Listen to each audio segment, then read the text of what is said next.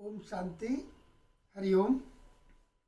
आज एक विशेष प्रश्न श्रद्धालुओं की ओर से है। माला कैसे जपनी चाहिए, संख्या कैसी हो।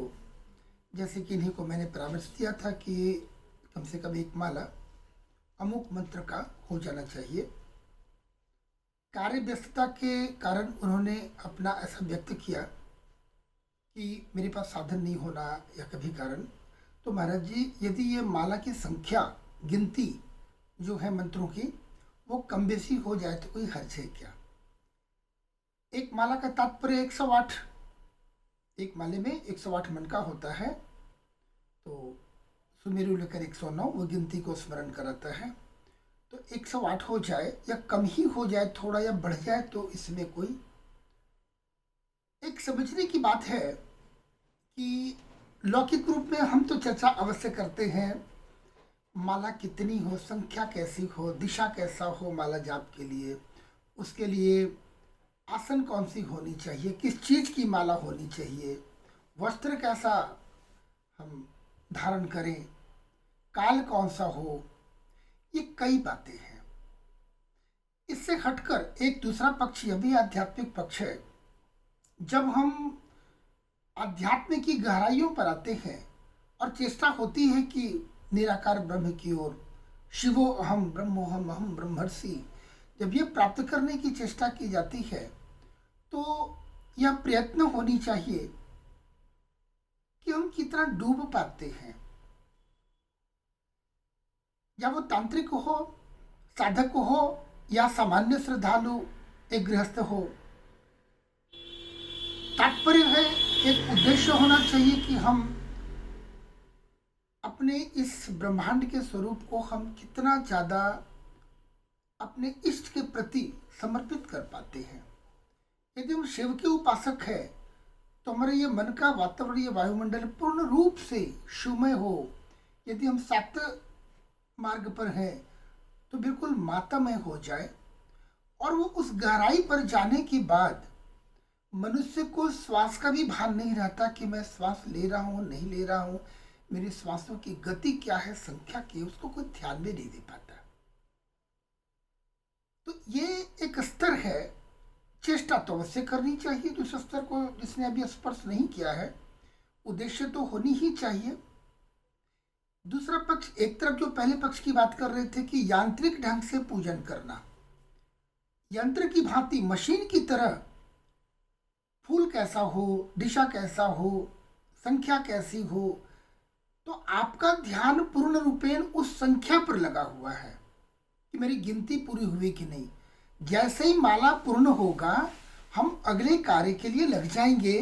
मेरी गाड़ी खड़ी है, मेरी कोई प्रतीक्षा कर रहा है, मुझे इतना बजे पहुंचना है, ये कई बातें हैं। माताओं बहनों को भी देखा जाता है कि मैंने तो दाल चढ़ा कराया है, बच्चे को स्कूल भेजना है, इन्हें इन्हें कार्यालय के लिए इन्हें विदा करना है, इन्हें टिफिन देनी है, अन्य कई कार्य। तो ठीक है, ये कार्य तो लगे ही रहते हैं, होने भी चाहिए। किंतु पूजन का तात्पर्य आप ऐसा समय निकालें जहां आप डूब पाए। यदि इतनी यांत्रिक ढंग से हम इस पर डूबे हुए हैं, संख्या कितनी है, संख्या के पीछे लग गए, तो अपनी फिर पूजा किया कहाँ। मैं तो पूजा नहीं कर पाया, फिर तो गिनती पे ध्यान रहा। जबकि हमारा ध्यान, जैसे अर्जुन को मात्र मछली की आंखें दिखाई पड़ रही थी, तो बस वो मछली की आंख की तरह हमारा उद्देश्य, साधक उद्देश्य बस एक ही होना चाहिए। यदि हम शिव के उपासक है, माता के उपासक है, जिनके भी जो हमारे इष्ट हैं, उनके प्रति, उनके चरणों के प्रति एक भाव, और वहाँ डूबना, और अंत में वह भी समाप्त होता है, जिसे हम योग में एक समाधि की स्थिति कहते हैं। तो समाधि की स्थिति प्राप्त करने के लिए माला एक साधन अवश्य है। कबीर भी बोले हैं, माला फेरे काठ की, मन का फेर। जिस दिन ये माला छूट भी गया, बिरले प्रारंभिक अवस्था वाले इस बात को हो सकता है वो अनायास किसी दूसरे वे में ले सकते हैं। लेकिन मैं बताऊं कि माला तो एक साधन अवश्य है, पर माला में ही यदि जीवन पर्यंतम लग जाए, इस चक्र से बाहर निकल ही नहीं पाया, वहीं बंध के रह गए, तो फिर वो आत्म साक्षात्कार कैसे होगा, वो प्रभु का साक्षात्कार कैसे होगा, हम उनसे मिल कैसे पाए। मेरा एक ऐसा अनुभव, हम कहीं जाने की बात करते हैं कि कहाँ चले गए, ध्यान की अवस्था में जाकर वहाँ चले गए। मेरा एक अपना प्रयोग में मानता हूं कि जाने नहीं, आने की बात करता हूं।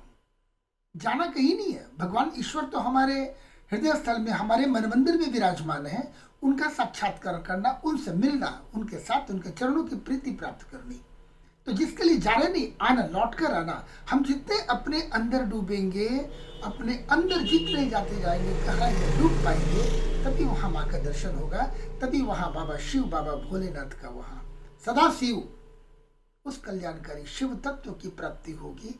और तब एक अवस्था आती है, हम कह सकते हैं शिवो हम, अहम ब्रह्मर्षि।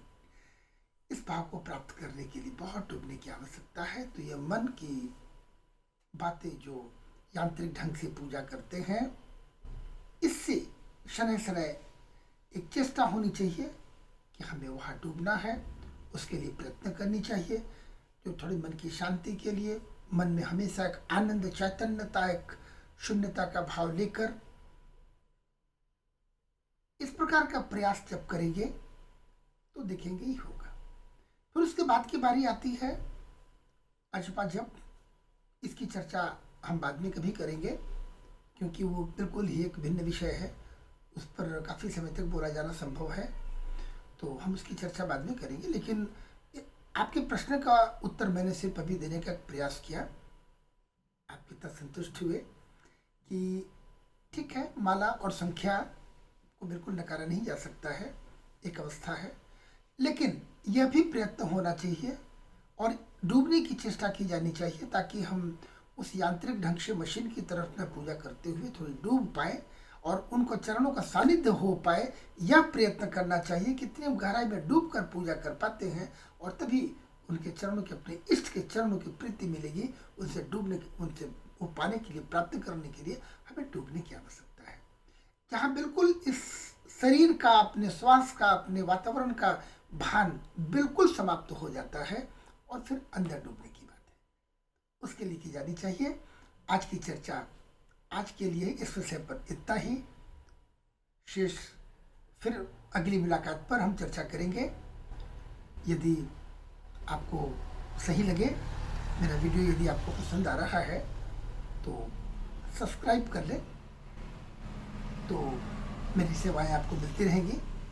और मेरे जो नंबर दिए हुए हैं, अति आवश्यक हो तो नंबर पर संपर्क विस्तृत जानकारी के लिए, अपनी जन्म कुंडली से संबंधित या किसी अन्य जानकारी के लिए की जा सकती है। वीडियो को यदि मेरे यूट्यूब को यदि आप सब्सक्राइब कर लेते हैं, तो मेरी मुलाकात आपसे स्वतः प्रतिदिन होती रहेगी। राशिफल, आज का दिन कैसा रहेगा, इसके अतिरिक्त व्रत त्योहारों की जानकारी, अन्यत्र अन्य विषयों पर भी हम आपसे चर्चा करते रहेंगे। बाकी दिन आपका शुभ हो, भगवान की प्रीति आपको प्राप्त हो, आप साधना की सुस्थाई उस अवस्था को प्राप्त कर पाएं। मेरी भगवान से प्रार्थना आपके लिए, शुभ आशीर्वाद। दिन मंगलमय हो, ऊर्जावान रहें, प्रसन्न रहें, आनंदित रहें। हरिओम तत्सत। ओम शांति।